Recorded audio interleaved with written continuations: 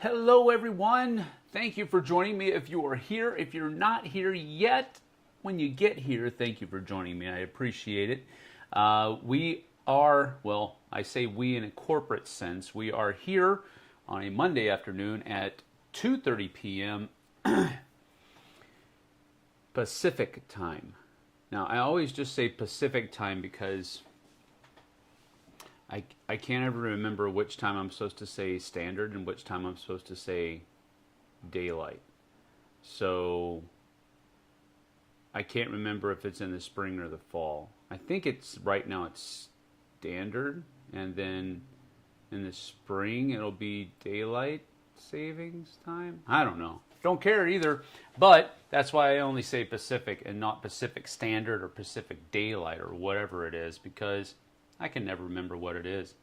Jana Heisman's. Now, Jana Heisman's put this and I'm wondering, Jana, if you have me hacked or something like that, because right after this went up, right after I started setting things up to get ready for the stream, that popped up. So it was like you knew I was here.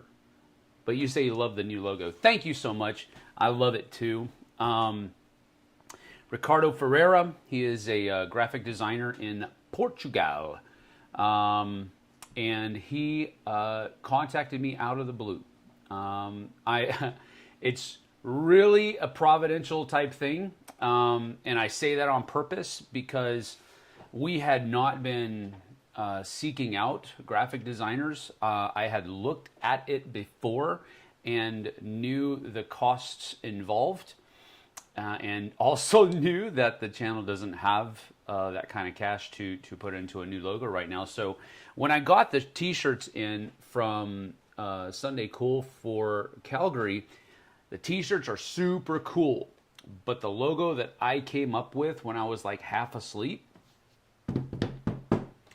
just doesn't look that great on a t-shirt. So I said to Jess when I saw the t-shirts, and I was like, well, man, I'm super pumped. Don't get me wrong. I was super excited to have the t-shirts and to have merch or whatever that, but I was like, they just don't pop like I wanted them to. The colors are not as vibrant or anything like that. So I said to Jess, I really need to start looking at trying to come up with a new logo. And we kind of just put it on the back burner because that was right before I was going to Calgary Tabletop Game Day.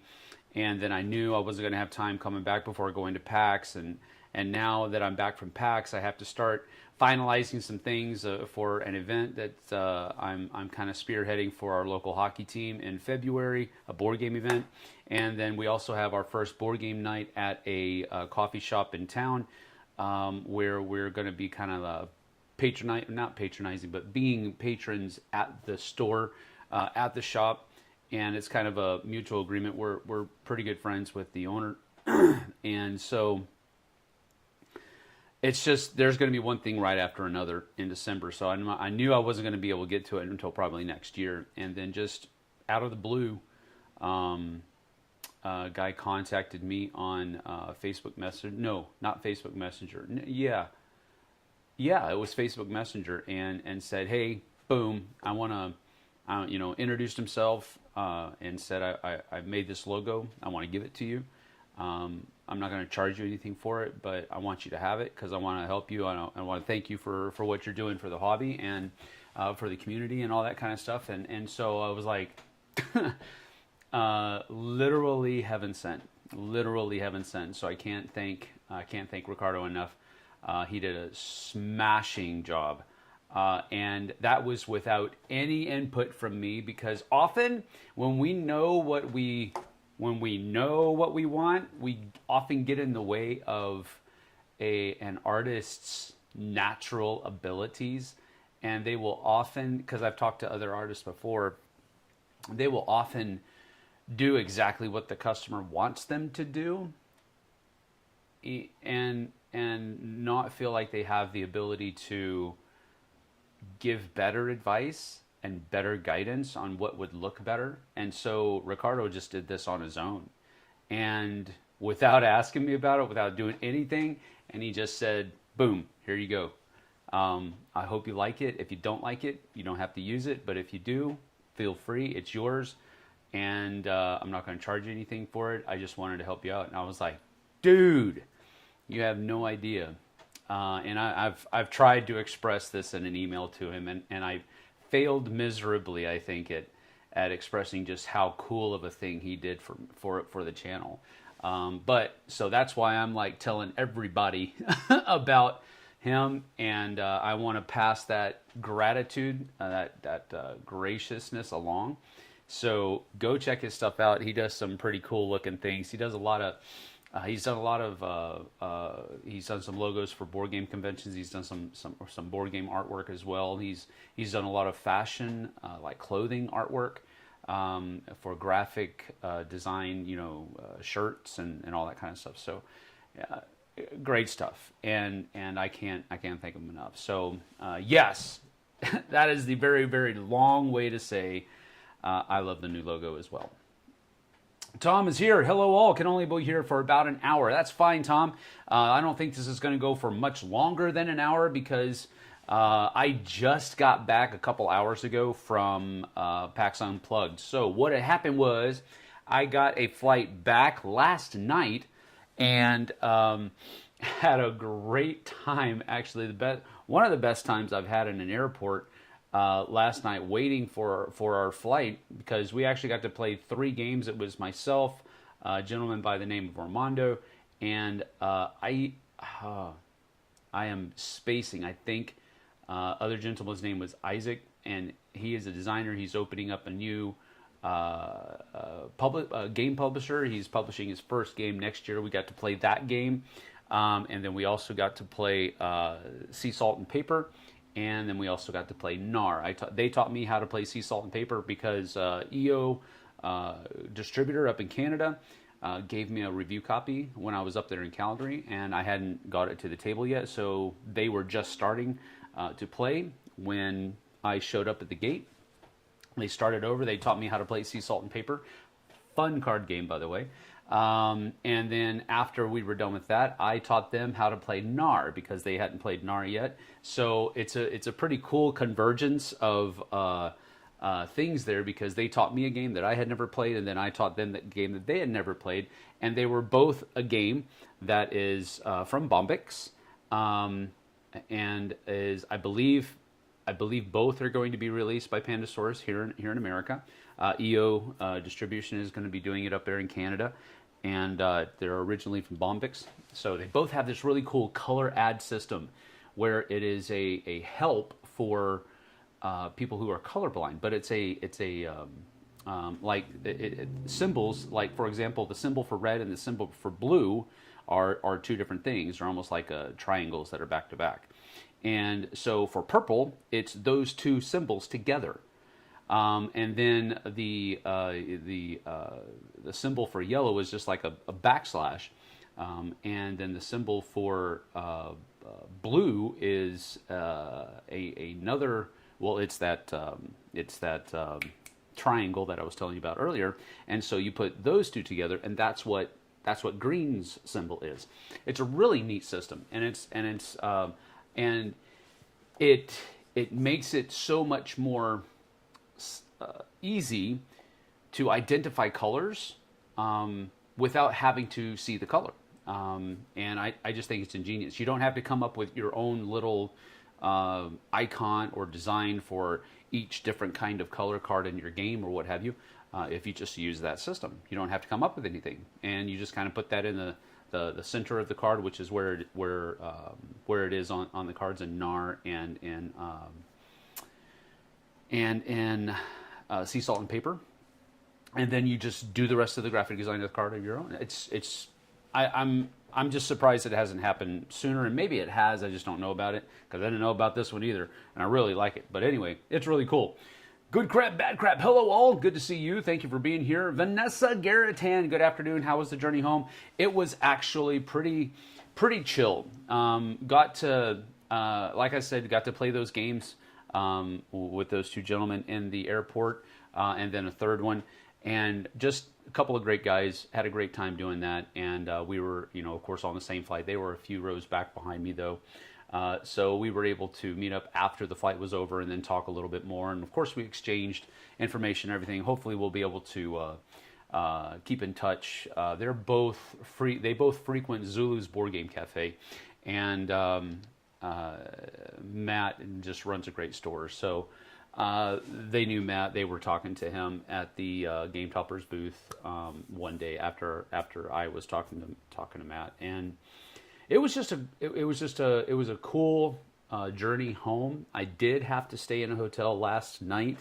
Didn't get home. Didn't land until about 10:30 at night, and then they've been getting snow here over the weekend, so I didn't want to brave the passes, the mountain passes, to get back home last night at an ungodly hour in the morning. So Jesse Jesse booked me a hotel. She did not want me to drive back, so I didn't. And I woke up this morning, fueled up the car, grabbed some breakfast and a coffee, and hit the road. And I got back around 11:30. Went to stopped in at her work first to see her, and then came home, unpacked, got my laundry going, got my suitcases back out in the garage, all that kind of stuff, and set up the studio here, so that we could do this, and then and since then I've had it the last hour. I've just kind of been chilling out, checking stuff online, and reading some emails and that kind of stuff. So it's been good. Blake Cavaney, you have been a member for 1 month, Blake. Doing the Truffle Shuffle for a whole month. Thank you so much, Blake. I appreciate it. You and a good time in an airport. What is this magic? I usually don't have a bad time in the airport. I have found that if you are having a bad time in the airport, you are probably part of the problem. And so that's my ideology. And so when I'm in an airport, I am, no matter how tired I am, no matter how rushed I am, no matter how stressed I am, I try to be as pleasant as I possibly can. Because, first of all, I don't want any of that extra stress in my life. And then on top of that, I don't want to be the stress in somebody else's life. So that's what I usually try to do. I am not perfect. I fail at it often. I was just in the YMCA the other day, and I take my son into the YMCA, but they have I thought he was old enough to be on his own while I was there. He's not technically alone because I'm in the building, but that's not their definition of with. You have to be with each other basically in the same room, and he can't be by himself until he is 17 years old, which I find extraordinary.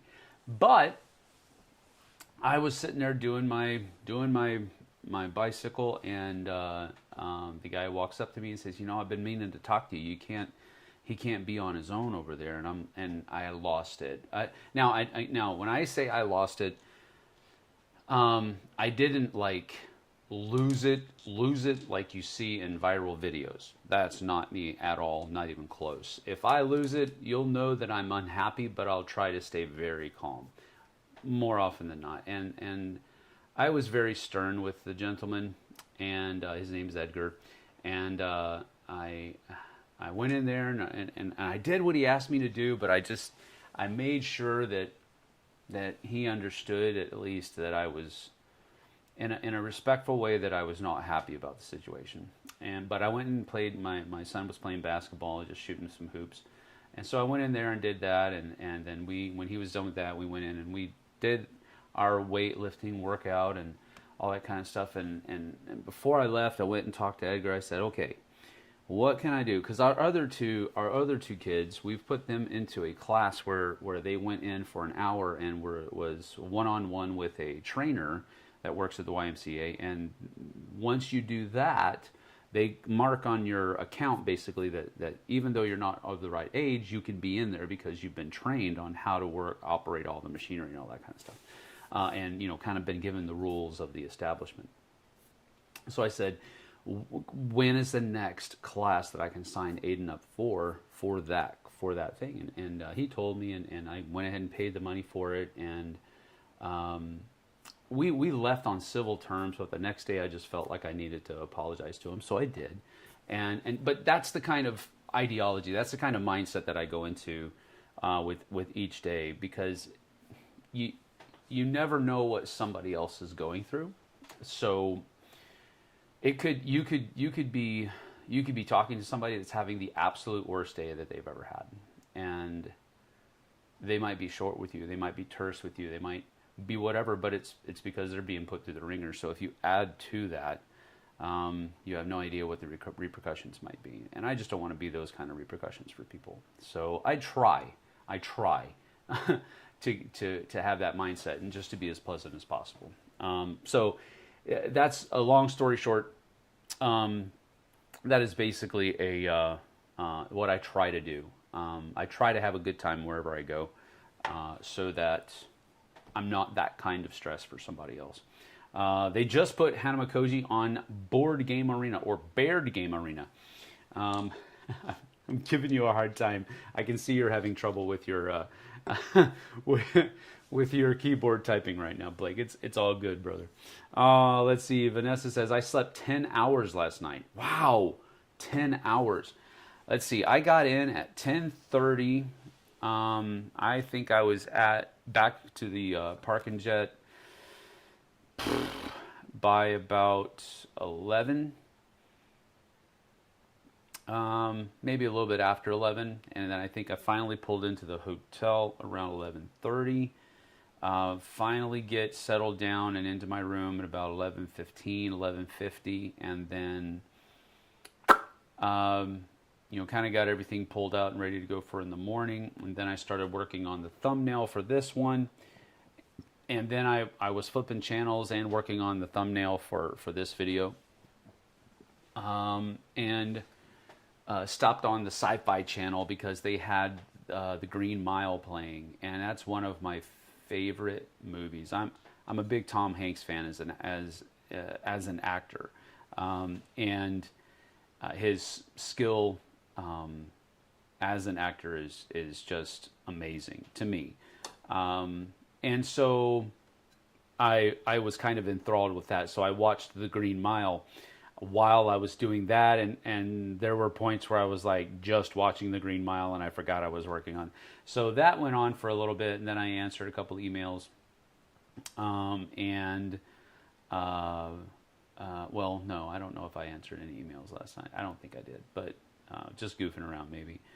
And I think I finally was tired enough after the adrenaline of the flight and all that kind of stuff, and getting back to the car and driving and all that kind of thing, about 1:30. And then I woke up at 7 this morning and started the day. So 5.5 hours isn't bad. But anyway, let's see here. I try to make the best of being in an airport. My flight on Wednesday is at 5:15 in the morning. Ugh.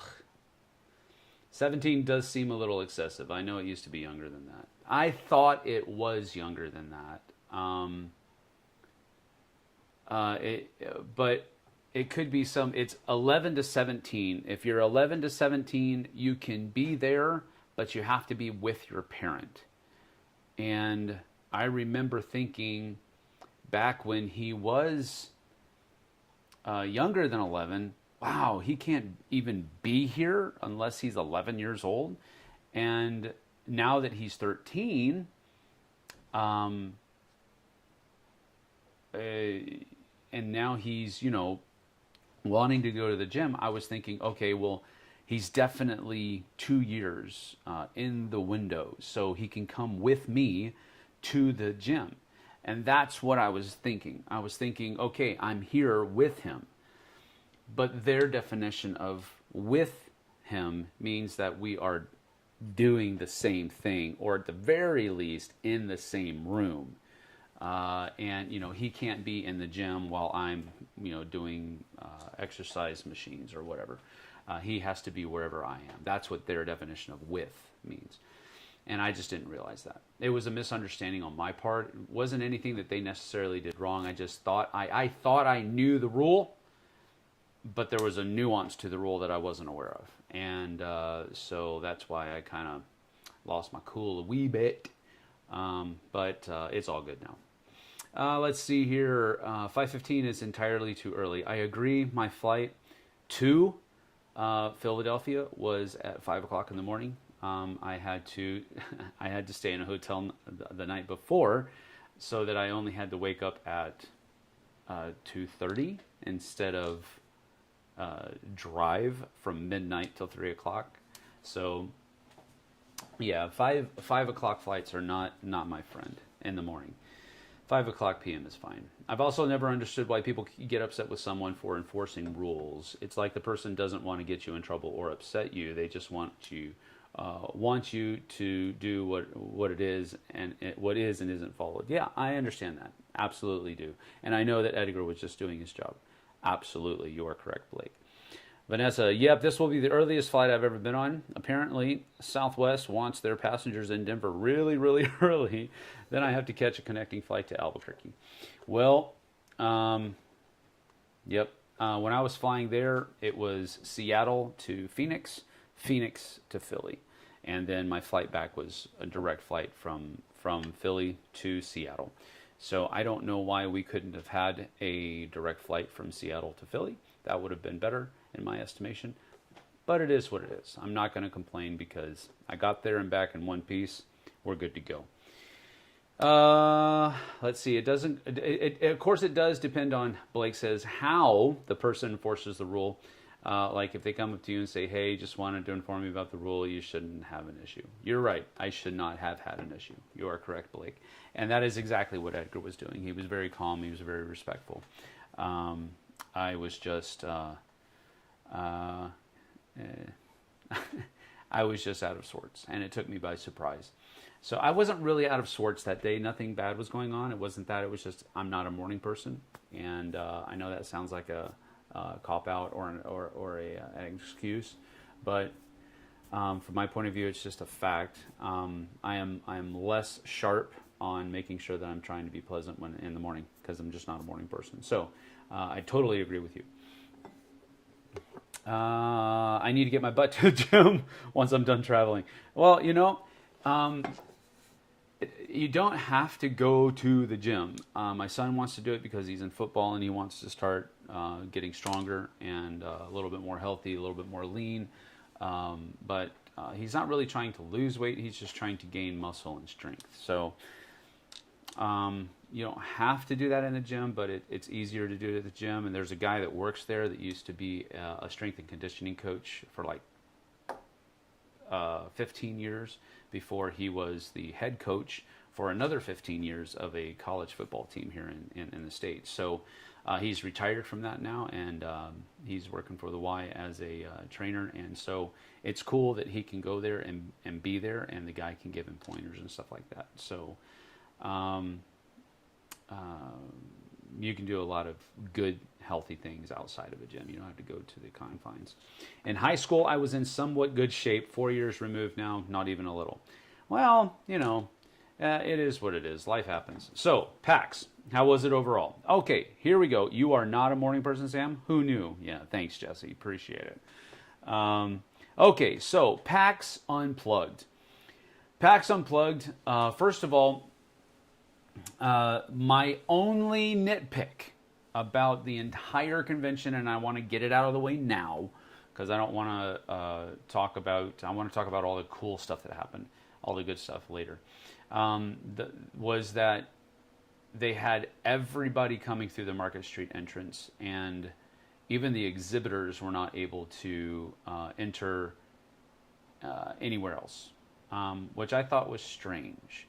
One morning, though, the guards did allow us as the exhibitors to enter through the actual convention hall and not through the Market Street entrance, which I guess is the entrance to the convention hall. I get it, but there's like hundreds of more entrances and exits that are like a couple of blocks closer to where we parked our car when we were driving in from the Airbnb. And so that was a little strange. Now, it's okay. It's just I didn't understand why they made you basically walk 2 blocks away from where your booth was to then walk 2 blocks back, you know, the same distance, just inside the convention hall. Didn't understand why they did that.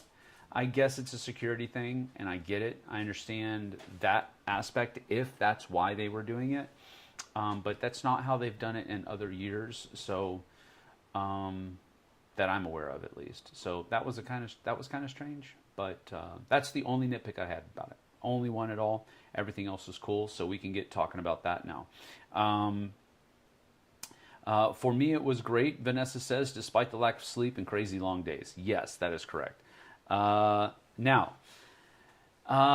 okay, long days. Let's talk about that. So I flew down on Thursday, arrived in Philly at 4:30 p.m., and then took the train. Met my friend Jim Pridgeon at the airport, and he showed me the train. The regional train line that runs from the airport to Jefferson Station, which is basically right underneath the Philadelphia Convention Center. And I was like, this is some kind of magic. And it's amazing. So, and it's only $6.75. Only $6. I thought the best, fastest, most efficient way to get from the airport to the convention center was an Uber or a Lyft to the tune of $25 to $30. And so Jim saved me a crap ton of money. Well, not a crap ton. He saved me a lot of money by simply showing me that the train goes there. So big kudos and thank you to Jim for doing that. I also used the train to go back, and it was super simple, super easy, and super comfortable as well. You're not crammed into some guy's, Prius. With now, again, that's not fair. It's not always a Prius. But sometimes it can be a very small car, and I am not a small person, even after losing weight. And I have 2 pieces of luggage with me as well. So all of the Lyft drivers that I did use, they were very good, and they did a very good job. So I don't want to be unfair, but I'm just trying to be a little bit more, to say it in a more boisterous way, that basically it was so much easier than waiting for a Lyft and doing all of that. And it was a heck of a lot cheaper. So thank you to Jim for that. Got to the convention center at about, 5:10, 5:15, something like that.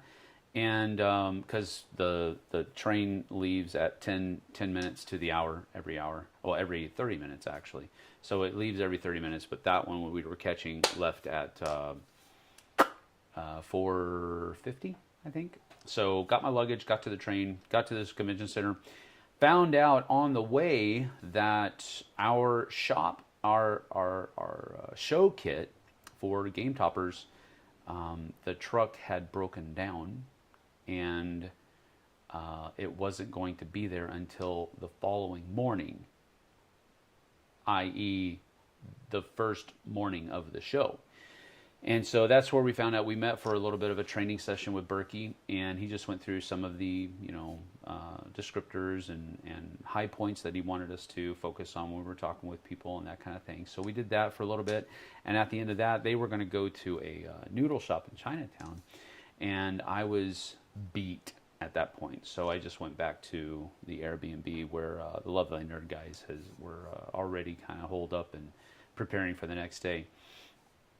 So I went back, talked to them, spent some time with them, and then hit the hay pretty much around, I want to say probably around 10:30, 11. I was definitely the first one to go to sleep in the Airbnb with Love Thy Nerd. So, and then after that, the next morning we went to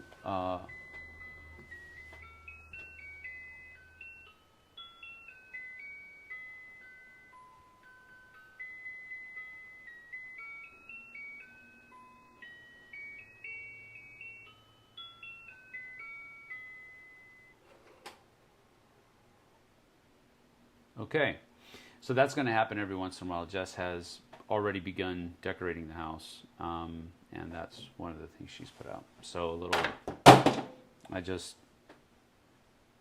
I'm in a destructive spirit, I guess, right now. I just knocked the cup holder off of the table. Ugh. Anyway, before I was so rudely interrupted by the clock, I think attendees, Vanessa said, are requested to be able to enter through the Market Street entrance, but I'm not sure. Interesting. What's your definition of a crap ton? A lot, like a serious lot. And when you're trying to save money and you're trying to scrimp and save and all that kind of stuff, you know, the difference between $6 and $30, that's a crap ton. If you're trying to save money, is it really a crap ton? No, it's not. But if you multiply it by 2, so that's $60 as opposed to $12 for getting to and from the airport, from the convention center. So that's a crap ton of money. Turnpike tolls cost me almost $70. But that's the whole drive, though, yeah? Hello, friends. James is here. Hello, James. Good to see you. Thank you. Best clock ever. Oh, Christmas clock. Oh. James says, I cannot stay long, but wanted to stop and say hi. We'll likely watch full Q&A tomorrow. Thank you very much, James. I appreciate it. That was perfect. I just cried.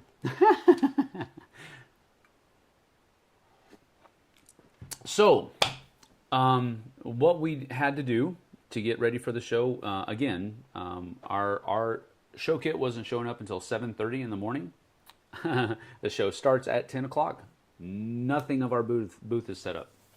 He just basically had a blueprint that was drawn on a piece of paper that we were to follow. However, Berkey and Joseph were both great booth managers, and they both knew exactly what they were wanting. There were some things that we had to kind of talk about and discuss and all that kind of thing, but they knew exactly what they wanted and where everything needed to be, and they were just, you know, Johnny on the spot the next morning as far as that's concerned. And I did not go to, I'm not going to go day by day, hour by hour. So that was basically how it started. You talked about long days and lack of sleep.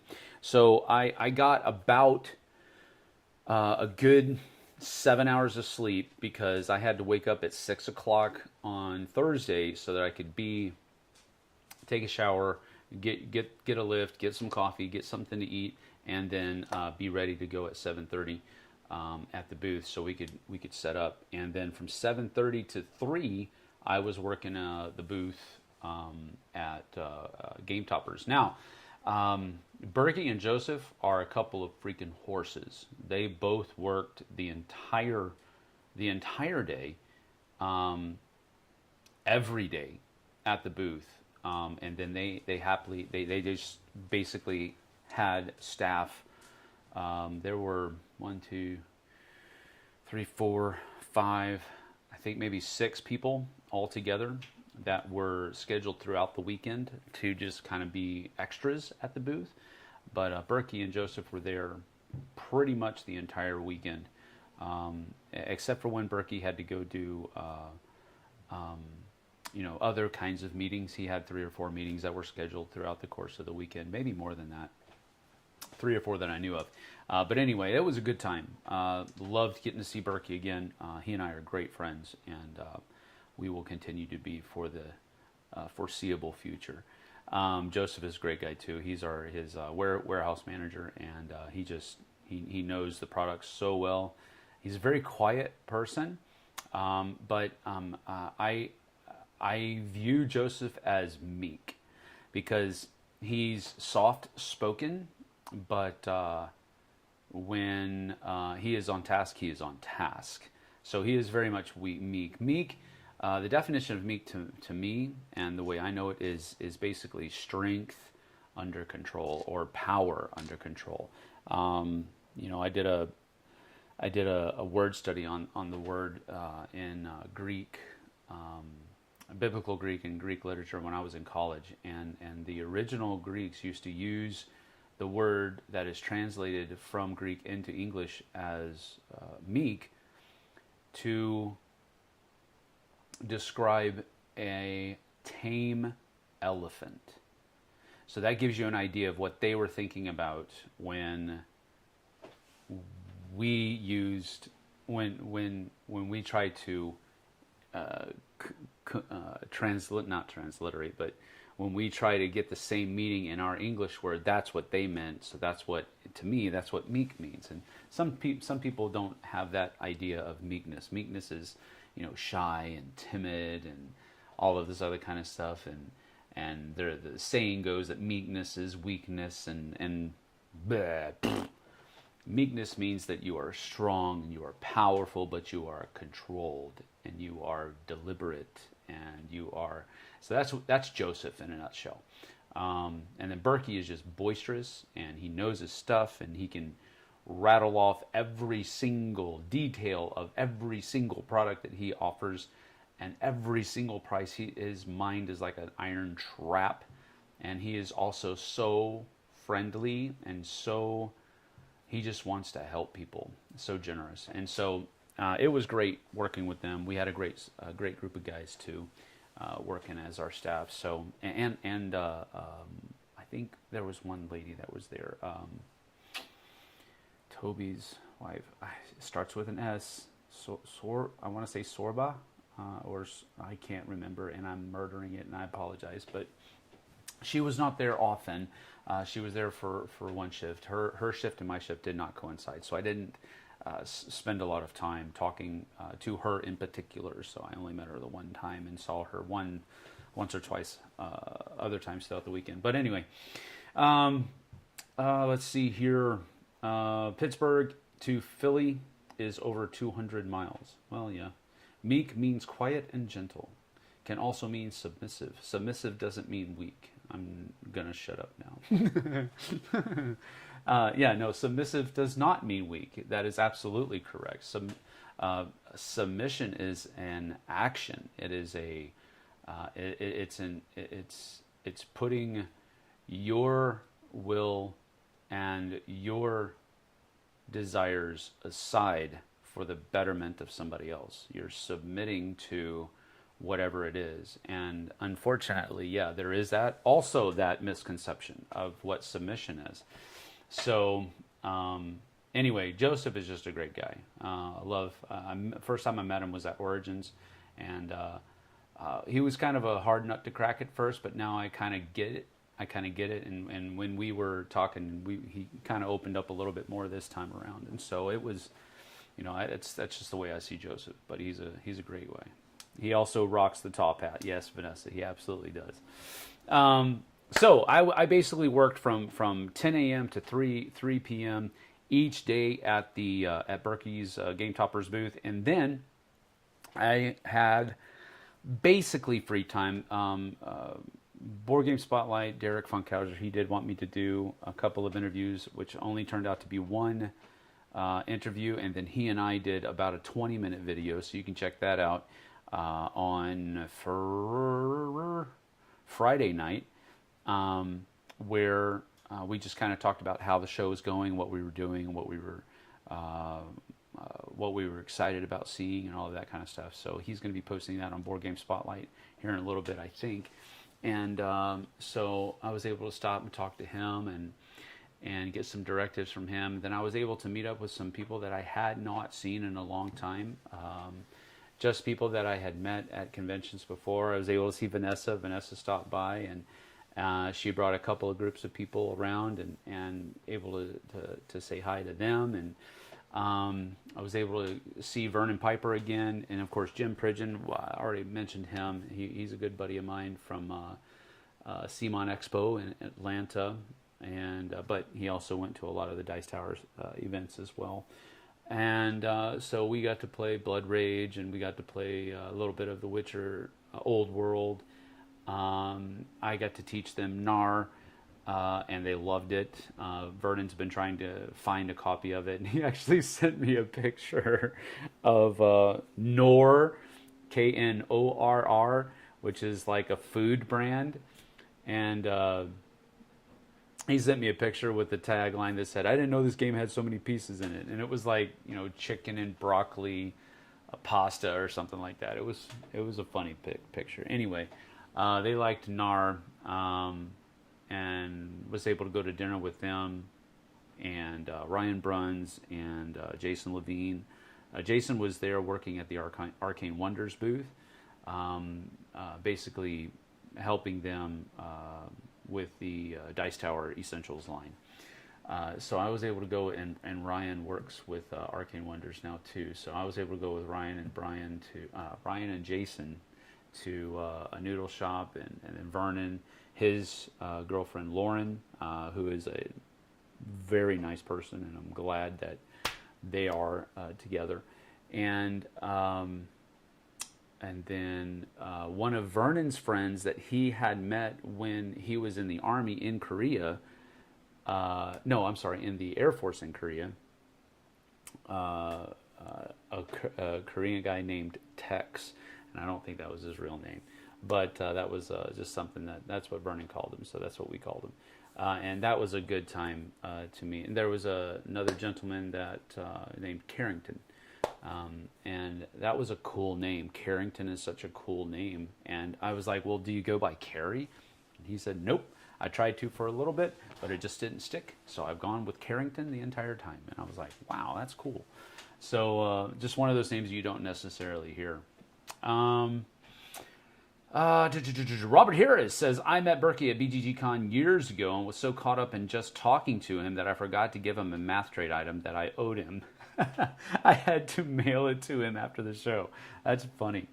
Tom asks, how much free time did you have to roam around on your own? I didn't really have that much free time because I did want to connect with Vernon again. It'd been a long time since I've seen him, and so and I saw Jim at Origins, but I hadn't seen Vernon for a long time, so I did want to spend a good amount of time with him.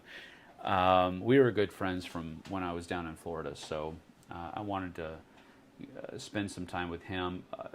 So the first day, Thursday, after I got off, I just spent the afternoon with him doing that, and then went to a place called the Queen and Rook Cafe. I think that was on Friday night. So the thing with Derek was on Saturday night. Thursday night was just basically chilling out and playing some games at the convention hall, and then going back a little bit early because I was beat. So Friday night was the Queen and Rook Cafe. Michael Gugliano from Third World Studios invited me to come along, and I was able to sit at a table with a man, dadgummit, Eric, and man alive, I can remember his name, Alyssa, Elena. It starts with an A and ends with an A. I'm almost positive. I'm so bad with names, and I apologize. If you ever watch this and I mess up your names, I'm sorry, because it's just my mind doesn't work that way. Anyway, they were a designing couple, a husband and wife that designed games. I don't know how much of it is a shared load, but I think the guy is the designer, and then she works with him and helps him play test and bounces ideas off of him and that kind of. So they're definitely a working couple, and I got to play a couple of their prototypes that they were showing to Michael, and it was fun. I mean, it was just a fun atmosphere. People were there just hanging out. A board game cafe. The food was amazing. I might have to relinquish my Texas citizenry, but it was a vegan kimchi burger, and it's probably the best kimchi burger I've ever had. And that's with me having lived in Korea with a lot of places that sold kimchi burgers. So it was the best kimchi burger I think I've ever had. And it was super good. I should not have, but I ate the entire thing. And now Jesse's going to be mad at me for eating the entire thing. But it was just so good. And so the food was great. and the atmosphere was just amazing. So the Queen and Rook Cafe, board game cafe, if you're ever in Philadelphia, you need to go check this place out. They have a cafe, and then they also have just a retail store that's just a couple doors down on the same street. And it's just an amazing place to go. And I'm very thankful that Michael invited me and had me come along. Jason showed up a little bit. We played the 2 games that the couple whose table I was sitting at, that designed it. And then I taught them, while I was eating my food, I taught them how to play Yokai Sketch, and they loved it. And then after I finished my food, I taught them how to play the art project, and they really enjoyed that as well. And then I also taught them how to play NAR. So I played NAR 3 times over the weekend, and that's in addition to the time that I played it with Jess here at the house. And it was all at different player counts. So I played it 2-player with Jess. I've played it 3-player with myself and the 2 designing couple, and then I played it 1 more time. No, I'm sorry. There were 4 people there because I taught Jason how to play it too. So we played 4-player there. I played 4-player with myself, Jim, Vernon, and Joe. Is it Joe? No, Jason. But it wasn't Jason Levine. It was another one of Jim's friends, Jason, Metalhead, Prague Metalhead. And so I taught a 4-player there. I taught it 4-player at the Queen and Rook Cafe, and then I taught it 3-player at the airport. So I think I'm savvy on NAR. So we're going to do a live review of NAR tomorrow. Got it? Live review of NAR tomorrow. I haven't scheduled it yet, but I'm going to as soon as we're done here. Let's see here. Eric, battle ready. Blake Abney, first of all, says, don't you love when you order something, then you forget you ordered it, so you order it a second time? Yeah, that happens. That absolutely happens. Eric, battle ready, says, hi, Sam. Hello, chat. Hello, Eric. Good to see you. Thank you for being here. Appreciate it. Blake, I just did that not too long ago, he says. Yes. Vanessa says, I went to an awesome pho place. I can't remember where it was, but it was delicious and well-priced. Blake says, my dad used to work with someone named Carrington, and he did go by Carrie. That's cool. Did you get to demo anything? I didn't actually get to demo anything. I didn't have time to go, and I did have time to walk around the expo hall, but I didn't have, because I wanted to talk to as many people as I could, so I didn't allow myself to sit down and demo anything. I did go by the Galactic Cruise booth and watch a demo of Galactic Cruise for a little bit because Jim had demoed it and said that it's a game that I think he thinks that I would like and that JT would like as well. So I did go by and watch a demo of Galactic Cruise, and that looks really cool. Ian O'Toole artwork, and the game looks like it's Vital Lacerda. Maybe a little bit lighter than that, but that's what it looks like. I gave them my card and asked them to reach out if I could help them in any way after they got home from the convention. So I'm hoping I hear back from them. I think it's something that JT will enjoy. I think I might enjoy it too, but it looked like a bit much for it to be really one of my jams. I think it's going to be a game that I'll be able to play, and I'll maybe even be able to play it well. Yeah, right. That's not going to happen. But it's a pretty good one. And so that one I didn't demo it, but I watched a demo of it. But that's the closest of it that I got.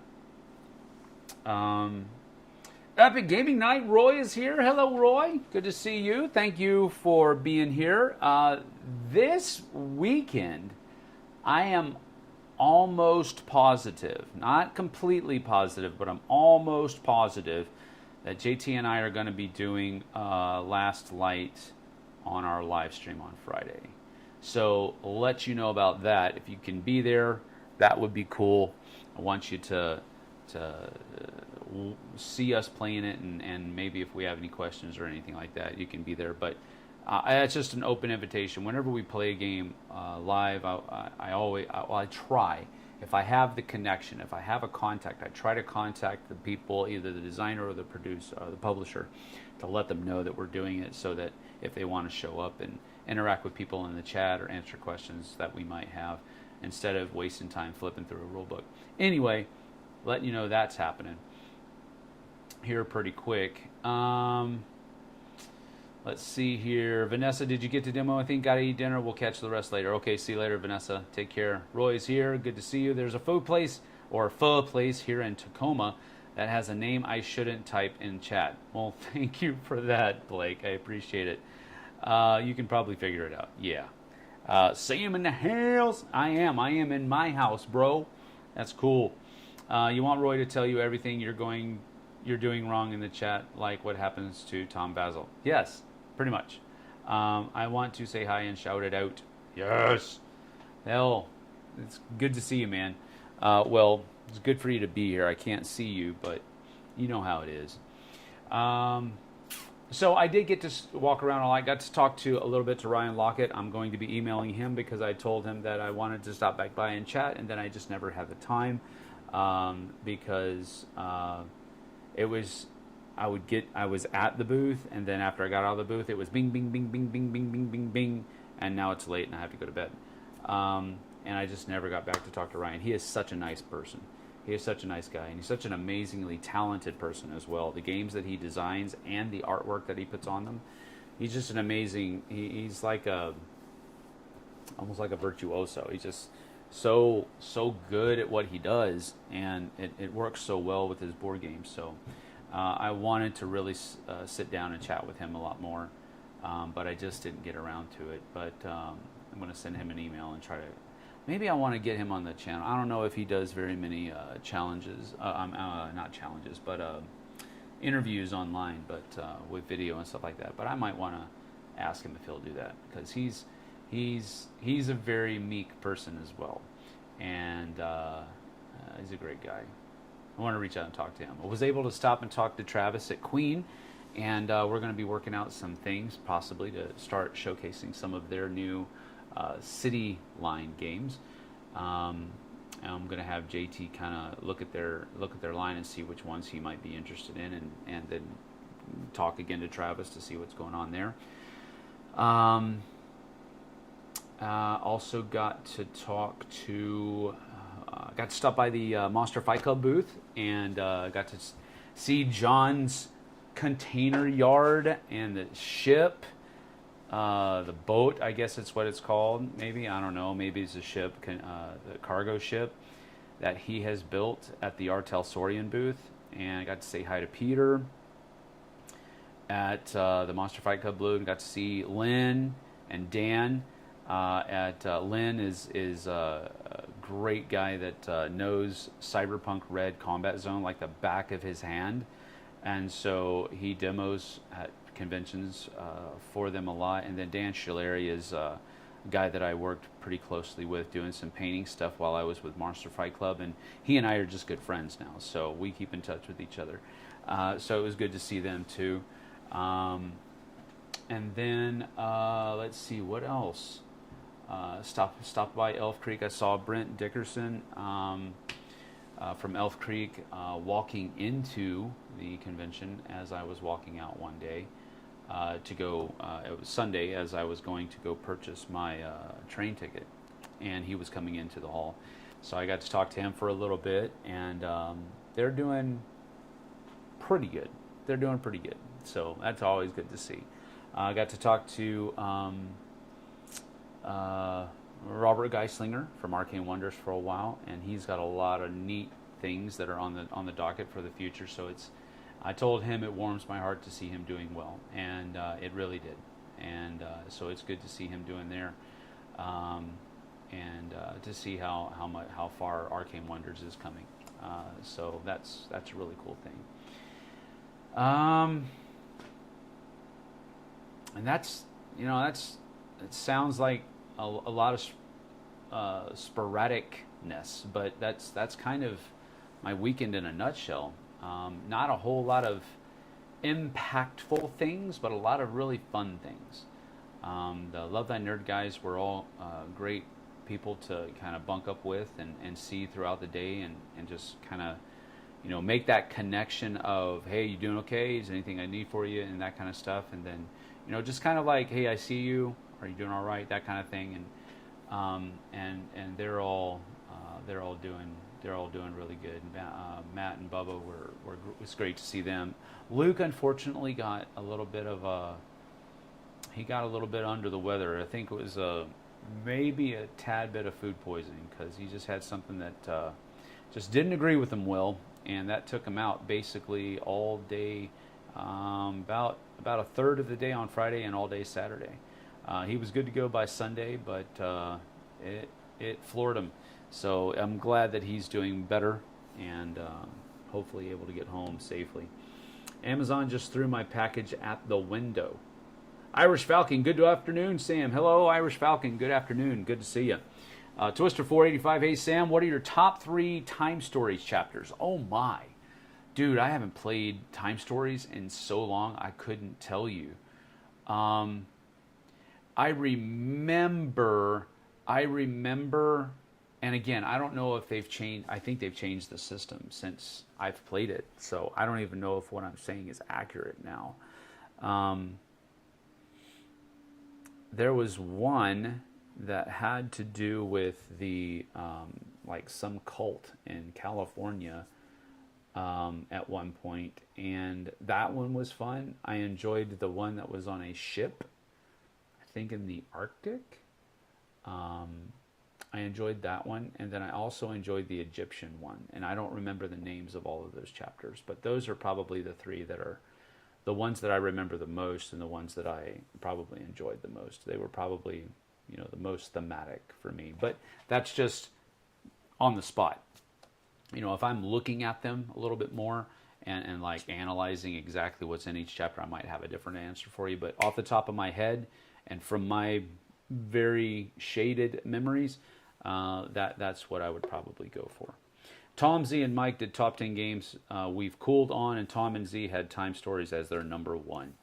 Well, there's just something about the game, because it's super thematic and it's super fun, but if you fail, you have to go back and redo everything. And when you go back and redo it, and then, okay, got through that, and then you have to fail and go back and redo the next part, and go back and redo the next part, and go back and redo. And after you've done that so many times, it is gonna cool on you. So it makes absolute sense that Tom and Z would have cooled on that, and that was their number 1 cooldown. Because even when we were playing it, we were all kind of talking about how that was happening, how we were just like, we really enjoyed the game. I think the system is super good, and I think they've revamped the system and changed it in a few ways. But back when we played it, completely understand how they would have said that. They mentioned that on the list, but also said with games like Sleeping Gods. Oh, okay. I've never played Sleeping Gods, so I don't know. They also said the ending was basically drink more Ovaltine. Yeah, it was. It was definitely an anticlimactic ending, where it was just like, well, but sometimes that's how time travel type games are. It's like everything just goes back to normal, and that's the thing that tells you that you did your job right, is that nothing's messed up anymore. And it's like, oh well, yay, great. But it's just, that is what it is. All right. As far as a couple of different things here, I do have a box that's over here, and that box is going to be a box that just showed up before, and there's another box out there, but I'm not going to go get that box yet.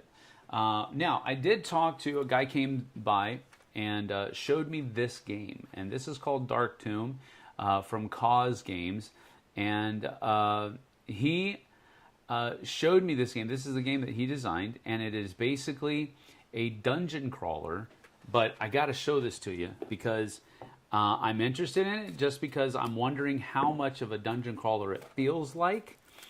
But from his explanation, this is a game that you can basically take with you anywhere. It fits in your back pocket. I was actually carrying this around most of the day on Friday in my back pocket.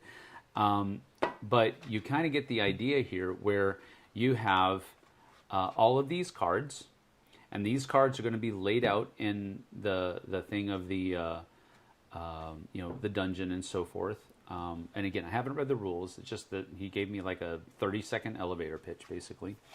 And then you have a D20. And then you have all of these cubes. And these cubes represent your fighters. And these cubes are what you move around and all of that kind of thing. So it's definitely one of those like micro games. So it's a micro dungeon crawler, basically. And I was just interested in it when he was going through and talking about it. So let me go down to the second angle here.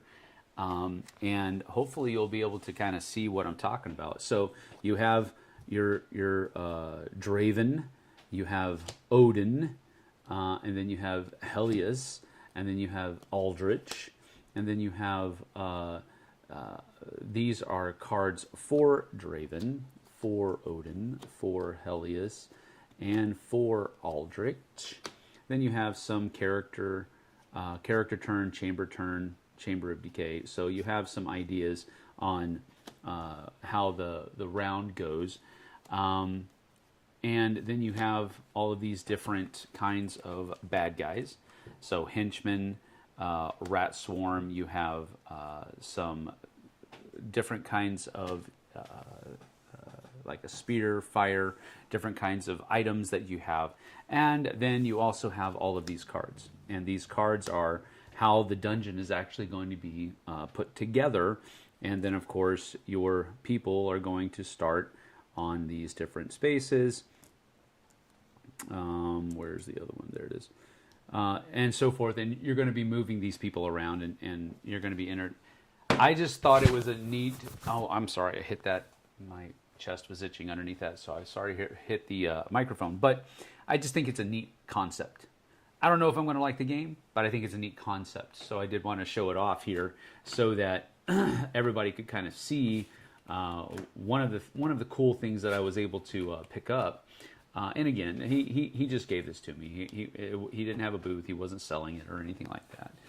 He just popped it off and gave it to me, and I just thought it was an interesting thing. So I wanted to show that to you. But it's an interesting concept. I don't know if I'm going to like it, but I'm interested and looking forward to giving it a whirl. But that is Dark Tomb from Cause Games. So I'm going to put that back in there. Die goes right in there, and all of these cubes go right in here. Hopefully they will all fit, even though I'm not putting it in there as neatly as it was once. And it doesn't look like they're all going to fit because I was haphazard about it. But maybe. I don't know. We'll put that over there, something like that. Anyway, that's Dark Tomb. That was one of the things that I was able to pick up and I thought was pretty cool. I was also able to pick up a copy of End of the Trail. Now, End of the Trail is the first internal game published from Elf Creek Games. And that is what I thought was interesting about it. Elf Creek does a good job with games, but this is their first internal design, I believe. So, didn't I just cut that open? Yeah, I did. Okay, come on. You can do it. I'm trying, people. I'm trying. What in the world? Okay. Let's be surgical about this. There we go. So, this is End of the... Ouch. I didn't get really... So, End of the Trail. There you go. I don't know why there's a slipcase on it. But, there you have it. End of the Trail, a game by Mike Henson.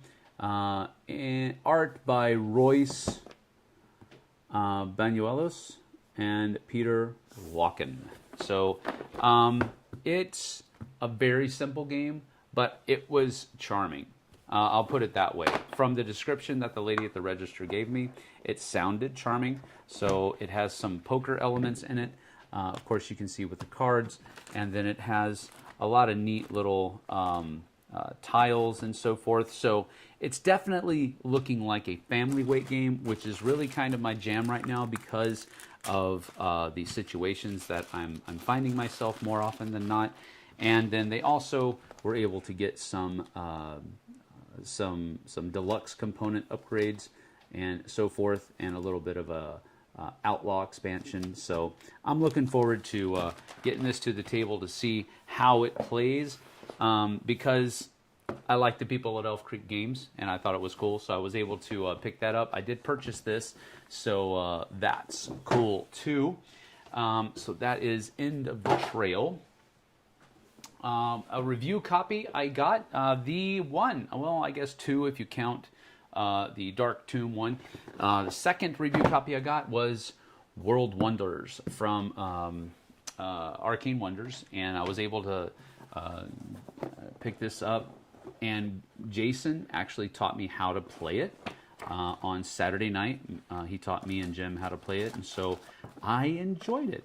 It's a cool little polyomino game where you're basically taking your play space here and building your civilization, almost your city, maybe that's a better way to put it.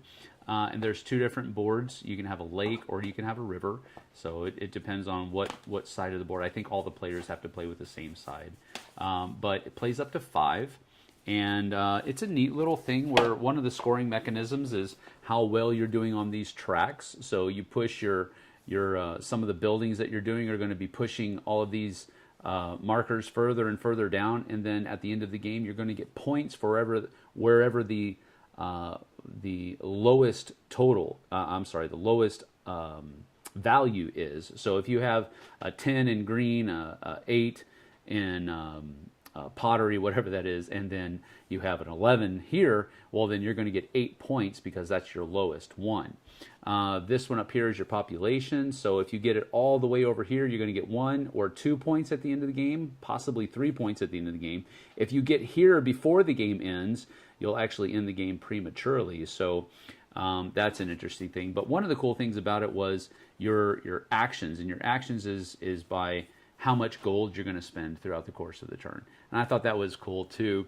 But another cool thing about it is all of the World Wonder tiles that are in the game, or the, I guess you call them meeples, but not really. But you can see there the aqueduct, the ziggurats, the Colosseum, the Hippodrome, the Trojan horse,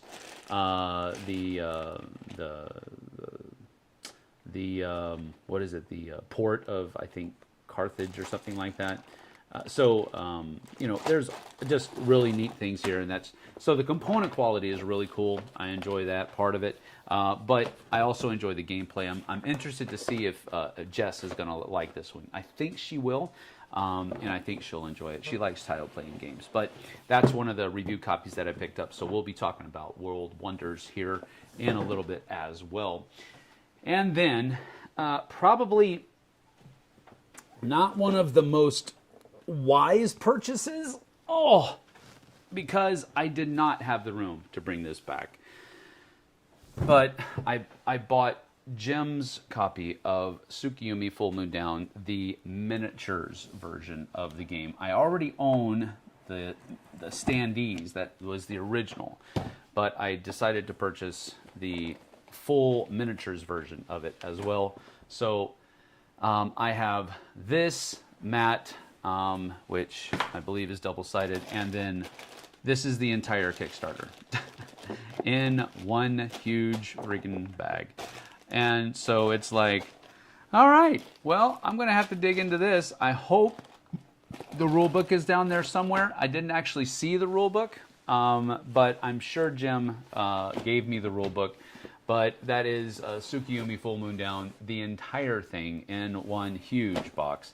And it was a bear getting this thing back. But I do really enjoy this game. I've heard a lot of people say that they didn't necessarily like that it was a miniatures game, which is unfortunate because I think the artwork in this game is super good, and I think the artwork translated well over into nice looking minis. But I haven't really taken a really close look at it, but we will be doing that. I'm going to do that on the channel just to take a closer look at the minis and that kind of stuff. So that was another one of the purchases that I made.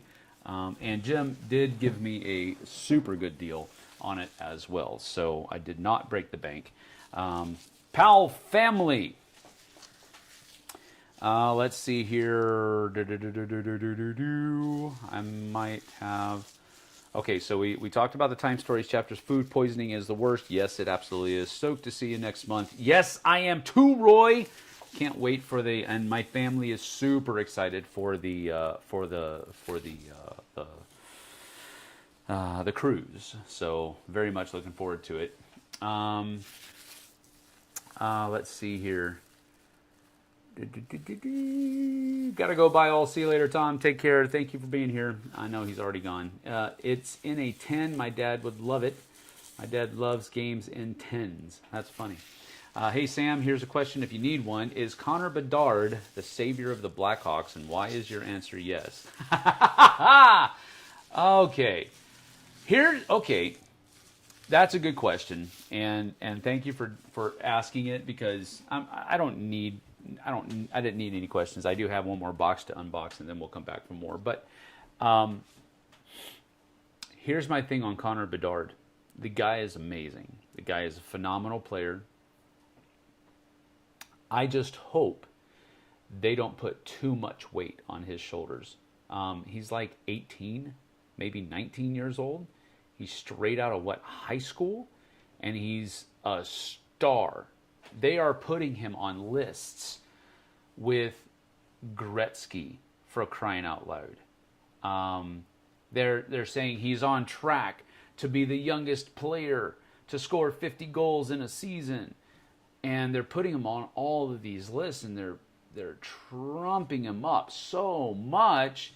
I hope it doesn't have a negative effect. I do not want to see him fail. I don't want to see anybody fail. But at the same time, I think the media and people need to cool their jets about Connor Bedard a little bit and just let him play his game. I am not going to call him the savior of anything. I think it's great that we got him after losing both Kaner and Taze basically at the same time. I think he filled part of that void that duo left when they left the team. And I really don't like that Kaner went to go play with Detroit. I really don't like that. Guy's got to do what he's got to do, and he's got to go where the money is, and I understand, but why the Red Wings, brother?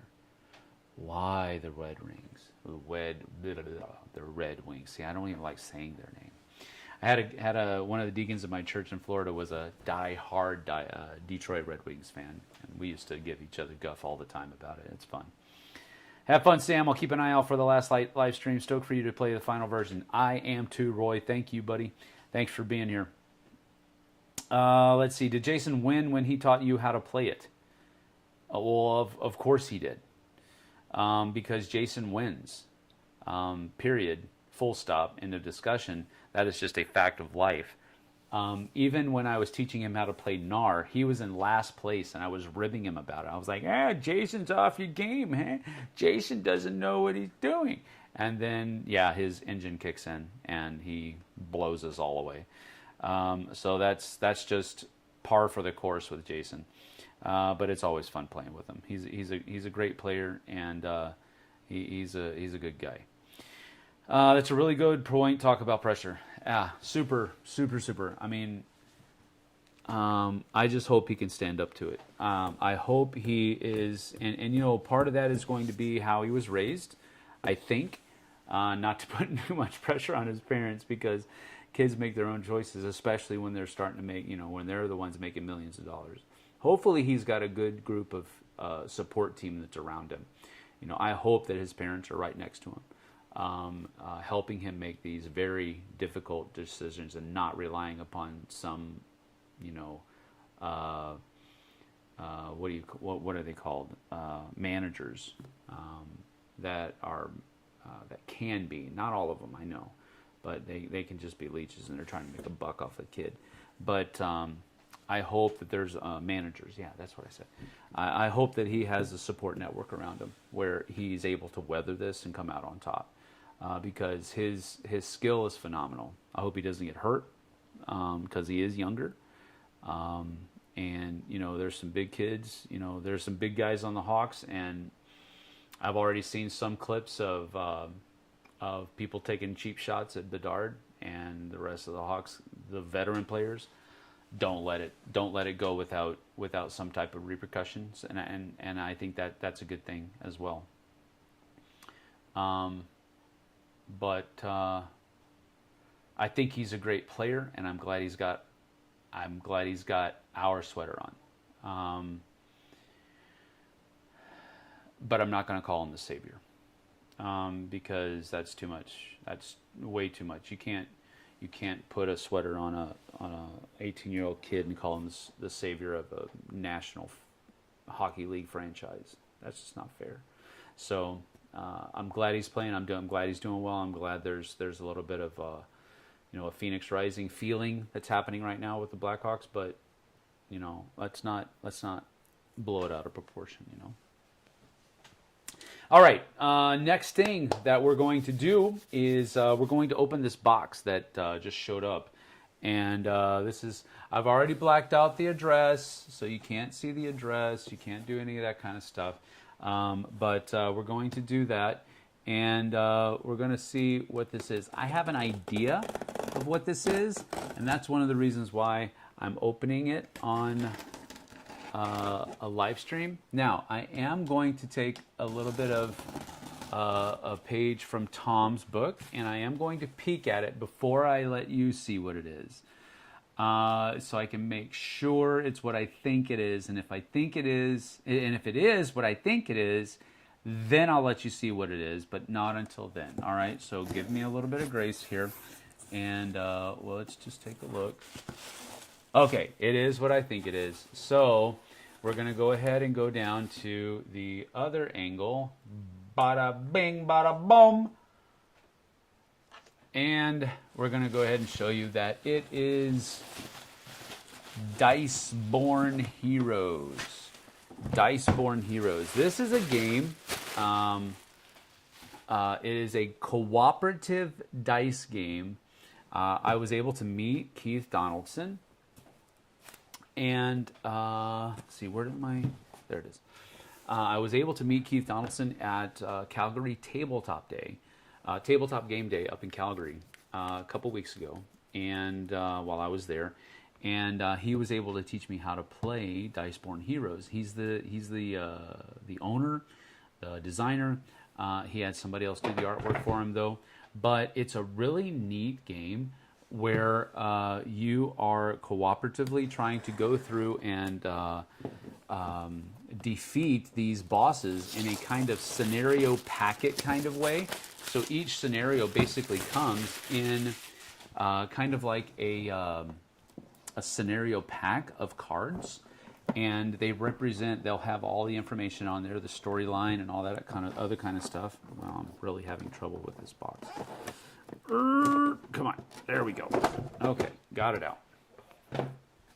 So Dice-Born Heroes, just to give you a little look through, there's a lot of information here, but it is a very simple game. So I do want to make sure that that's very clear as we go through. So it has a little bit of that kind of chibi anime type artwork on it, but it's done by a girl that's in his local game group. And there was a fun story that he kind of told me about how they met and how they were originally connected by a friend, and then he kind of dropped the ball because he was so busy playtesting and all that kind of stuff. But then they were at the same game night one night, and They recognized each other's names as having swapped emails before, and then from that point on, they were able to work really closely with getting all the artwork done for the game. So anyway, you kind of get the idea. There isn't a whole lot in this book, although it does look like there's a lot. Just realize that there's a lot of like adventure mode, boss arenas, and campaign achievements, facts, and all that kind of stuff. We have people coming in. Come on in! But there's a lot of stuff that's going on here. No, come on in. Yeah, come on in. So Jess and Dante just got home from school. But anyway, this is a cool little thing that just showed up. Dice-born Heroes. And we'll go through and take a look at some of this stuff as well. So we have the actual quest thing. So you have all of the attack cards go here. Then you have a discard pile over here. So when you run out of attack cards, you're done. You're done. So there's like an economy here where you have to keep making sure that you keep putting attack cards back into the attack deck, and you do that by defeating the monsters that are out here. And monsters come out at different levels, 1, 2, and 3, and then you have some items that are available for you as well that are in decks over here. So it's a really neat thing. The quest card goes here.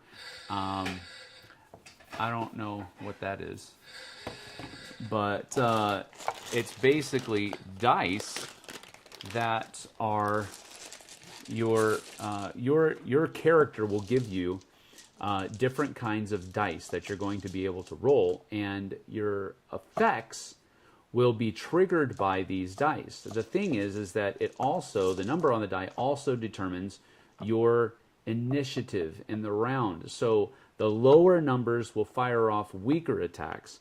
The higher numbers will fire off usually stronger, more powerful attacks.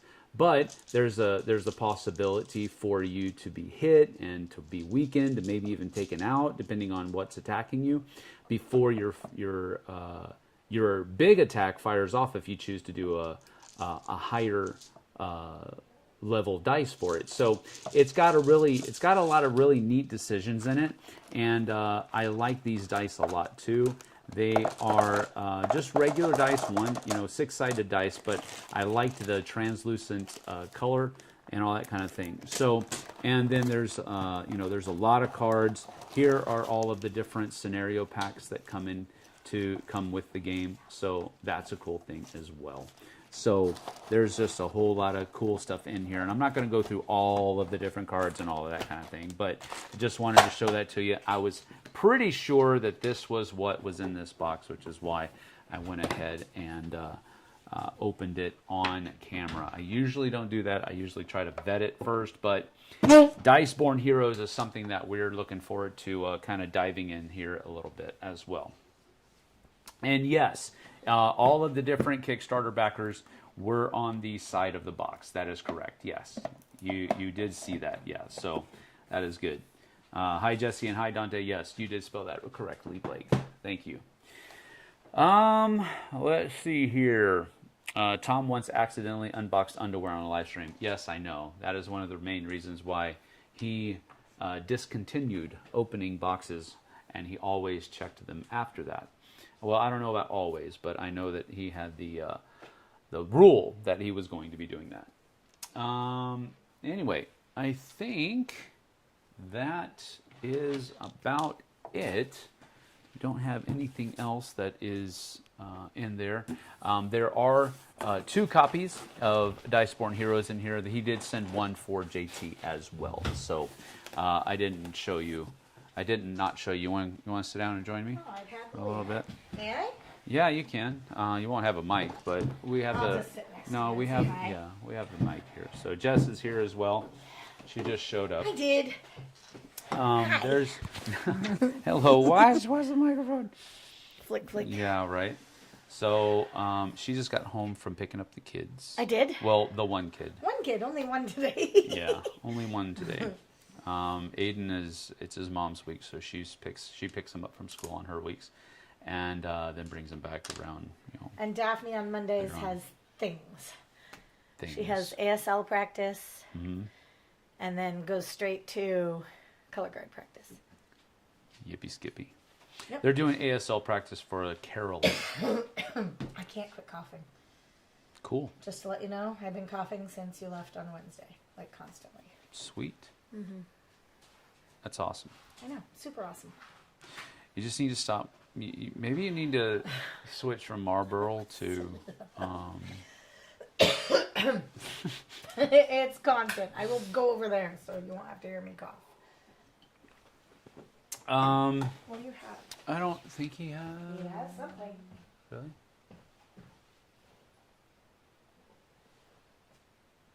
What is that? The remote control for my candles. Where did he get that? From the shelf. Oh, bad doggy. Yeah, he's been jumping up here and trying to get... Oh, that does... Oh, no. We're going to stop that. I know. You've been gone. Yeah, Things we're have going to happened. stop that. Okay. So, Puppy just got the... She bought some fancy schmancy... Fancy. lighted candles. And they're not fire candles. They have batteries in them. Yes. And they can actually and glow so they look like a candle. Yeah. So they're fancy schmancy. And the puppers just got the remote off of the shelf. Like he picked it up off of the shelf and he's like, oh, that looks like something good to chew on. It's been a long couple of days since Sam's gone. He's got a lot of catching up to do because that puppy Here, I'll scoot is over naughty. I'll scoot over more. He's not naughty. He's been good all day. Because you're home. Oh, okay. He's been naughty while you're gone. Has he jumped up on the table again? No, he has not jumped up on this table yet again. He did it once. He came in full speed, jumped up on the table. Because the cat was up here trying to get on was that. trying to climb into the Death Star. Yep. Jumped up, and it was an ordeal. It was an ordeal. Absolutely was. Well, I've been going for. Tom once accidentally unboxed underwear on a live stream. Yes, he did. Oh, that's because amazing. he had this thing where he would just open boxes Right. that came into the studio, Right. and sometimes he would get stuff that was supposed to be sent home sent to the studio amazing. instead by accident. And so, but he wouldn't realize that until, of course, after it was already. That's So he always started vetting things before he started Right. unboxing them. And so I did that online. I said, saw I you. said, I I was pulling think I know. Oh yeah. I said, I think I know what this is, but I'm gonna check first. Yeah. Well, this is also the guy who saw his Christmas present last week because it was shipped without a box. Oh yeah, that's funny. So it could have been Sagrada. his Christmas presents because Yeah. there's a lot of those coming in. So JT plays Sagrada on his phone like a lot. And so I'm like, dude, I really enjoyed Sagrada. So I asked him how much it was, and he said he couldn't remember. And so I looked it up, and it was like only $10. So I was like, okay, $9.99, I can do Right, that for an for app that, that I'm probably yeah. going to play 15 million times. So I'll get my money's worth out of it. And so I downloaded it, and I've been playing it, and I was like, man, this is a really fun game. I can't remember if I have it in my collection or not. And so then I got busy getting ready to go to PAX, and I never looked.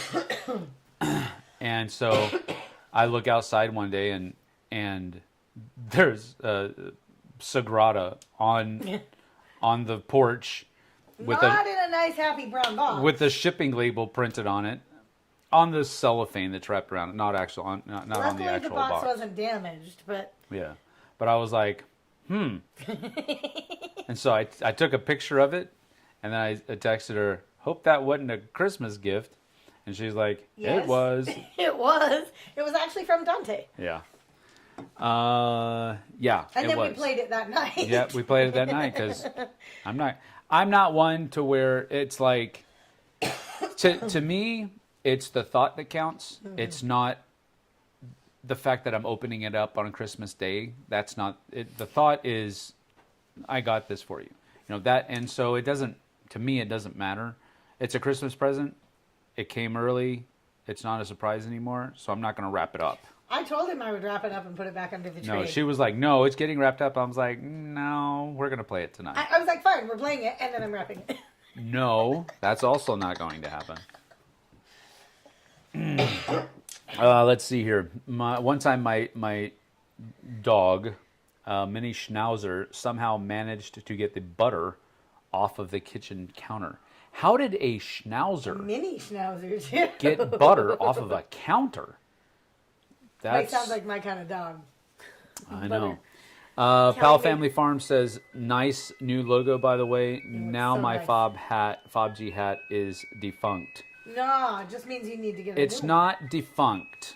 This It's is what original. I'm OG. going to do. Okay, this is what I'm going to do. I haven't sold. That's background music. That's background music. That's background music. I haven't sold a whole lot of one. T-shirts. Shush with my Christmas clock. I haven't sold a lot of T-shirts yet. And I haven't sold any hats because we don't have them Right. yet. So what I'm going to do is when we make another T-shirt order, we're going to be using the new logo. Anybody who has already purchased a shirt, I'm going to just send you a new one. See? And that will also be with the hat as well. Yep. That's going to happen. So the rest of the T-shirts that we have, we'll just give away as, you know. Giveaways. They're really nice T-shirts. They're super nice. They're And I super might comfortable. not want to give them all away. I might want to keep a couple. 'Cause Yeah, I'm like, they're that's really nice. nice T-shirts. So they'll be the OG T-shirt. Yes, the OG. So there you go. But yes, I super love the new logo. It's super cool. Ricardo did such a great job, and I already really talked about that at the beginning. But let's see here. Who ships something like that without a box? I know. It literally just had the cellophane. Yeah, it was the cellophane around the box. They just slapped the shipping label on it. A lot of people said that a lot of their Black Friday deals Really? got shipped like that. Oh, that sucks. A lot of people were talking on the moms groups that I follow that their Black Friday deals all were not shipped in a box because it's a Shark vacuum or it's a box or our Shark vacuum wasn't in an Amazon box either. It wasn't in an Amazon box, but it was in a brown shipping box. But it and said then Shark the on the yeah, it did say outside. Shark on the Shark outside. vacuum on the side, so you know. Yeah. Just take a random game off the shelf and wrap it with. No, don't do that. Let's see. Which country outside of the U.S. would you like to visit the most? Oh, so many. I really want to go to Ireland. I've never got to go to Ireland. I've never got to go to any of the Northern European countries, the Finland and the Norway. I've never been to those. Also known as Scandinavian All countries. the whole Scandinavian countries. I actually really want to go to Iceland. It's beautiful. Reykjavik is supposed to be an amazing. They have a game. They I have know. a game You've told me convention. that. I want to go. I was invited, and then I would and then say I that couldn't the go. rest of the world, I want to go. So many places. New Zealand. You just want to do that because of the Hobbit. Sure. Lord of the Why Rings. not? Sure, I get it. Vanuatu. Let's go on an island. But a what? Vanuatu. I thought you were saying. I thought you were going to say Vanna White. That was super squeaky. I do not want to go to Vanna White. Philippines. I mean, there's so many places, but I would say my top list right now is Ireland, Scandinavia, Iceland. I knew that joke, Blake. She just didn't What didn't stop I get? talking enough. He says, don't "Why know. do Norwegian ships have barcodes? I don't know. So you can Scandinavian." That's good. Oh. That's good. I got too, the kids on a dad joke this week. Really? Like both of them. And it's a preschool teacher joke. I told one of the I think it was one of the Secret Cabal guys. The Secret Cabal does a podcast, a board game podcast, Yeah. and I told one of the Secret Cabal guys a dad joke, and he said he was going to add it to the to the dad joke list. yes, to Nice. the dad joke list. Nice. It was the butt quack one. Oh, that's your favorite. Yeah, it is my favorite. Mine was, I told the kids, and I got both of them. We were talking about, it was a normal conversation that we have with the 15, 16, 14-year-olds and 13-year-olds. We were talking about, I think we had driven past somebody who was clearly on something as we were driving home. Yeah. Yelling at the cars or flagging. And I was talking about how drugs are really addictive and you have to be careful. And I said, yeah, I once knew a teacher who was addicted to the hokey pokey. And Dante, hook, line, and sinker. Really? I said, yeah, it's okay. She turned herself around. Oh my gosh. And he, it was the best. And then I got Daphne on the same one. Oh, I think I'm funny. Kirsten Lund says, I was going to say you should come to New Zealand. We have a lot of awesome stuff here, including Hobbiton. You see? That's exactly why I would love to go to New Zealand. New Zealand is a beautiful country anyway. That's why they filmed it there. So beautiful. So I don't want to cheapen New Zealand just to say I want to go there because of the Lord of the Rings movie. It was already beautiful before the Lord of the Rings. Strider, no. Doof. One of my very best friends lived in New Zealand and frequently tells me stories of her adventures with the twins in New Zealand, and it's always made me want to go. When I was driving back, I was in the fast lane, and there was a guy that was right on my tail, and he was flashing his lights, and I was already going 40 over the speed limit. And I was thinking, I was like, dude, I'm already going 40 over the speed limit. And frankly, those red and white lights just make your car look stupid. So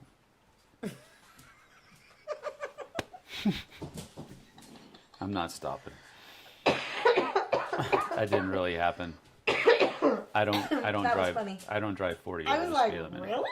I got you on that, you though. did get me. Because that you were good. like, 40? Oh my God. I was like, and you said this on your live? Like you just admitted this in front of me? That you were I don't drive over? 40 over. I don't think 40 over anything. Unless it's like when you're coming into a town and you forget that they go from 60 down to 35 at the drop of a hat. Right? And you're like, oh crap. You have to. I used to work with someone that got stuck in New Zealand for 2 years. How do you get stuck in New Zealand? How do you get stuck in a country for 2 years? Is it passports? That begs explanation. I want to know. I want to know more. Sir Cavney, you need to explain that. Maybe it had to do with passports or visas or... Brian Armstrong said Amazon will ship like that. But you have to mark it if you mark it as a gift, it will always come in an Amazon box. Oh, that's what we needed to do because it showed up on the porch. And Sam was like, hey, look what we got. I don't know how this got here. Mm-hmm. Oh, boy. What about your countries? Where do you want to visit? Ireland is right at the top of the list. My dad went to Ireland a few years ago. It's been, it's probably been 6 or 7 years ago at this point. But the pictures he took, the things he was doing, all that kind of stuff is just amazing. So it's probably Ireland for me. And a very, very, very, very close second is the Faroe Islands in Norway. I want to go see the Faroe Islands in Norway. I want to see Norway. I also want to go see Iceland as well. Yes. Yeah.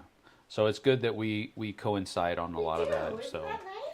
So maybe that'll happen. Maybe that'll happen. Kirsten Lund says, was getting stuck during lockdowns? That was taken super seriously here. Oh, maybe that is what happened. That is true. Blake still hasn't answered. Maybe he's still typing. But he still hasn't answered, so we don't know. But it would make sense that it's either COVID or it was some kind of visa issue. But I would imagine if it's a visa issue, you wouldn't be stuck there. They would be doing everything they can to get you out. That you wouldn't be stuck there. Can you let him out? I don't know what he's flipping out about, but he's just going nutso. What's going on? Is your girlfriend outside? He doesn't have a girlfriend, by the way. Yes. No, he doesn't. Oh, he does. No, he doesn't. Yes, his girlfriend. Okay. It's the dog next door. There's a fence that separates the two of them, and about 5 feet of a drop off. So they have not consummated the relationship yet. I didn't say he was married to the girl. Well, I'm just saying. I'm just saying it's his girlfriend. Yeah. You like this look? It's freezing today. Yeah, you're definitely Captain like P&W today. Look, puffy vest. Yeah, puffy vest. Grand Con shirt. Layers underneath. What's that shirt? What's that? The Holderness family? Oh, yeah. Holderness family has a great video about puffy vests. They're a very funny couple anyway, but they did they're super popular as far as I can tell. Oh, they're at least. super popular. And they've been on the Amazing Race, and I Right. think they did well. I don't think they won, but I think they won. They did. Yeah. Oh, okay, very cool. They won the Amazing Race, but they also had before they did that. They're comedians, or Yeah. they're I think now become. I Comedians. think he's a musician. I think he's a and musician. a comedian. Super funny. Anyway, the Holderness family did a whole bit about puffy vests. Oh, Blake says he answered twice. Doesn't know why it showed up. Maybe was it too long? Maybe they were like, nope, we're not posting that long Right, answer. like, nope, sorry. Okay, well, it's fine. Well, we'll take your word on it. You've not led us astray yet, so you still have a good credit account there. Yeah, no, I'm quite layered up today, and then I had a coat and a scarf over it this morning. I'm finally feeling a little bit chilly? festive. You are? So we can finish decorating my tree tonight, finally? You're home? There's already a couple of presents underneath the tree. Oh, ooh la la, let's go. It was lockdown, yes. So he got... Wow, he got... New Zealand. I would be so angry. If I was away from my family, I would have lost my mind. I would have been... You would have heard about me on the news. Swum back. Yeah, Swim, you would have swam, heard about swum. me. She was due to leave that day before lockdown started. Wow. The day before lockdown started. Yeah. But then she just got... How do you get stuck? Well, they had a longer lockdown. But still, 2 years? I think so. That's like destroy your life. I would have cried if I was away from my family. That's like destroy your life. Yes, the Literally. Holderness family won the Amazing Race. Seen every season? Oh, you've seen every season. Oh, that's all. Yeah. I used to watch the Amazing Race all the time, and then I didn't. I think I probably watched the first 3 seasons every episode. But after that, I got started doing other things, and it just wasn't. I don't know if Alone has a new season. I would watch that. Yeah, Alone is a great. I love seeing the ingenuity Oh, so creative. that people have to stay alive I can't even. out in the middle I can barely tie my of nowhere. shoes. Well, you can tie your shoes. Come on. No, Give not yourself really. more credit. They're. I just slip them on. I don't really tie them. But you had to tie them. Yes. I said barely. Yeah. And these people build houses with fireplaces and chimneys and sticks. Super I cool. don't get it. All right. Well, been here for almost 2 hours now, so we're going to go ahead and get ready. We've got other things that we need to do today, and as far as like getting dinner ready and chilling out. I missed Chilling him. out. Yep, I missed being here too. So there was a somewhat well-known. YouTube. There was a somewhat well-known YouTuber on Alone. Oh. I don't remember that. Is that this season? I don't know. I don't know either. That would be interesting to watch because, well, I don't know. It depends on what kind of content creator they are. Mm-hmm. Like, if it's like probably a survival wilderness dude. It would have to be. But I go, cool. It would have to be. I can start a fire. I'd like to see outside. I John can do Lovell that. go on Alone. I bet you he could do I it. bet he would be amazing. I don't know. I don't know if he would be amazing, but I think he could probably do it. And I think it would be fun to watch him do it. It would be fun to watch him. Yeah, John Lovell is the Warrior warrior poet. He has his own YouTube channel on like gun safety and all of that kind of stuff. But there's more to it than that. That's like the veneer of John Lovell is he's like a super wicked smart individual. Really? And it's not like he's been formally educated Wicked Smart. He's like taught himself Wicked Smart, and so he's a really good guy. But I'd like to see him try to do something like that. I think it would be good. He makes videos all about that stuff. Oh, okay. Glad to have caught you live. Yes, thank you for being here, Kirsten. I appreciate it. I don't know if we'll ever make it to New Zealand. I don't know if we'll ever make it to anywhere else other than Washington State, frankly. But it's always good to have those ideas. But we are going to get. It's always optimistic. Better optimistic than pessimistic. I understand that, but I don't want to say I'll never get to go. I choose to be realistic. Whatever, we went to Germany. I know, and that was never going to happen. No, that's not never going to happen. I didn't say that. We made it. But it happened because it happened. We were able to get it done. So that falls within the realm of realism. It'll happen. Yeah, optimism is when you don't know if it's going to happen, but you still feel like it could.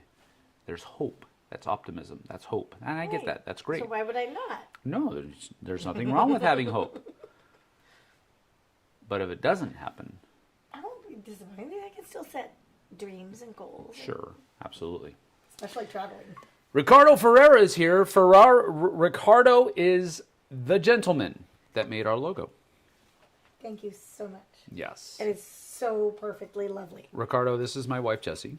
So thank you for the logo. It's amazing. It's absolutely amazing. It looks very good, and we are happy to be working with you. I'll go to Portugal too. Yes. If you want to come to Portugal, that is another place that we should definitely go. I mean, we have people to visit. No, absolutely. No, we need to, probably our next trip is probably going to be either Greece, if that's going to happen, or Brazil. Why? Brazil? Yeah. To meet Bruna's family. Oh, that's right. Yeah, you're correct. Yeah, that's probably. I think that's probably. I don't know. I don't know if it's a needful thing, but that would be a cool thing to do. That would be. I wouldn't mind going back to Brazil. I loved Brazil. Yeah, I've never been to Brazil, so. Portugal. Oh, Portugal. It's cool. See, the only thing I know about Brazil is the beaches and super packed streets. And I'm not a fan. That's like during Carnival. I'm not a fan of either of those things. I didn't say we're going during Carnival. We ain't going during Carnival. I went to Brazil in June, which is their winter. So the beaches were empty, and it was like 70 degrees, and the beaches were empty. We were on Copacabana Beach, and there was nobody around. It was glorious. It's because it's the winter. Everybody was like... Well, coming from Washington... Why is that white person on the beach? Not only on the beach, in the water. That's crazy. She does this. In the water. Let's go. It's really weird. It's really kind of weird. I think she has gills somewhere. I haven't found them yet. But... because she will literally go put her feet at least in the water. Maybe that's where your gills are, so you can breathe. You go put your feet in the water. Wherever we are, we will be doing something not even closely related to going into the water, and she will be like, "I want to go put my feet in the water." And Sam says, "Your feet will be all wet." Why would you put your feet in we the don't water? We don't even have towels. It's fishy poo poo water. It is around here. Daggum. I don't understand. Columbia River is an iconic river, but there are some places along it where the geese live. Yeah, it's gross. I won't go there. And it's nasty. There's no way. He won't even go in the ocean, though. He won't put his feet in the water in the Pacific Ocean. There's sand. He doesn't like sand. I don't like sand. It's disgusting. It goes places where it shouldn't go. Without permission. It's nasty. Ricardo says we have great conventions. I would not. Let's go. I would not disagree with that statement. Because see, the thing is, a lot of times people here in the States think that our conventions are the best. And I would disagree with that. I agree. And it's not that it's not that they are necessarily wrong. There's always the question of perception and where they're coming from. But I've been to like for example, UKGE is probably my favorite convention that I've ever been to, and part of that is the cultural context with that it's within. It's not an American context; it's an English context, and so I like that difference that's there. It gives it a different flavor, so to speak. I'm up for that. Let's go to Portugal and go to a convention, and then go to Brazil and go to a convention, and then go to Iceland and go to a convention. I think this might be a thing. People in Brazil it's super hard for them to get games. We had Brazilians that would come to Florida and go to the cool stuff or other board game shops that were in that area. Yeah. Just to buy their games. Really? And then fly home. Because it was cheaper for them to buy their games. Wow. Pay extra for more luggages. Right. Put their games in the luggage and then pay extra for having extra luggage. It was cheaper for them to do all of that than to just have it and send it to them. Wow. Okay. I guess we need to go to Brazil. Yeah, the customs in Brazil is like notoriously wicked. As far as how much they charge the people for customs tax. Yeah, it's corrupt as well. At least that's what people have told me, that the whole system is corrupt and that a lot of people are just lining their pockets with that money. But anyway, we're going to get out of here. Thank you, Ricardo, for being here. I appreciate you hopping in here and saying hi, because we honestly, we super appreciate that gift. It's amazing. Of a logo. It's super good. Kirsten, thank you. Have a great night. And the Fancy Filmmaker, hey guys, hope you're having a fantastic day. We are. I am home, and my day is 1,000% better because Sam is home. And we're going to get on out of here and start cleaning up and get ready for dinner. But thanks for being here. Be on the lookout tomorrow. I'm going to get it scheduled here in just a little bit. A live review of NAR. A live review of NAR will be coming tomorrow. I played it 3 times this weekend. I watched you. I heard this. Yep. So be on the lookout for that. We'll also have some other videos popping up later on throughout the week. Jess and I will be able to do another live Q&A on Saturday, so be looking for that. We'll have a live play. Yeah, we're going to be getting back to normal. The new normal, because I am going to start doing live reviews more often. So be on the lookout, and sometimes we'll double up on them like we did last week, but most of the time it'll be single games that we do, and we'll have fun. So thanks for joining me. I certainly appreciate it. We'll see you guys and gals on the flip side. Bye. Take care.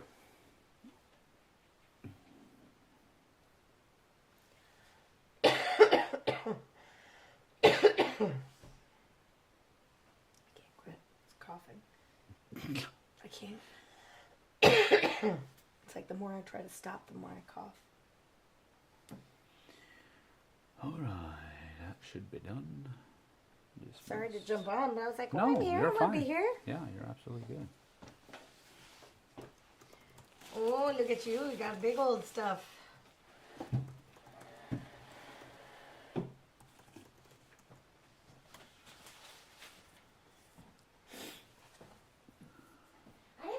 Strider would do with